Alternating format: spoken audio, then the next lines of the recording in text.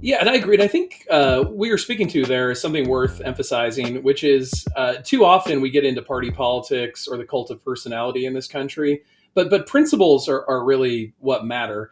And so, like even all these folks, whether they have citizenship or student visas or permanent residency, whatever, the fact they're being rounded up and locked up for things like disagreeing with a foreign country, it just seems like a principle we wouldn't respect, regardless of who the country is.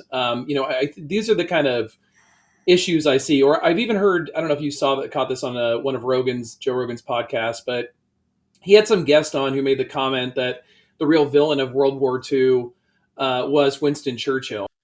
But I told him, maybe trying to provoke him a little bit, that I thought Churchill was the chief villain of the Second World War. No one's saying, listen, I listened to some of his stuff and,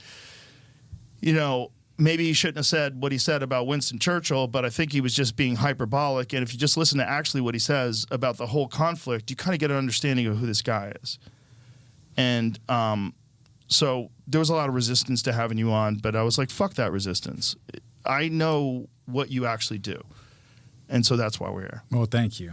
I appreciate that. And yeah, which is completely insane. And I've got plenty of critiques of Churchill, as I know you do.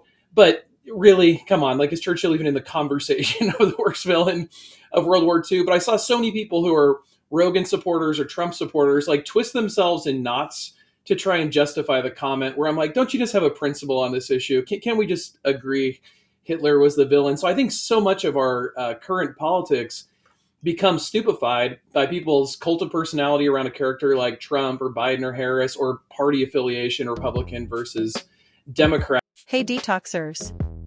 Thanks for tuning in. You can find Disinfo Detox on YouTube and wherever you get your podcasts. Don't forget to like, follow, subscribe, and share. Every click helps grow the community and keeps those tech overlords happy. Detox complete.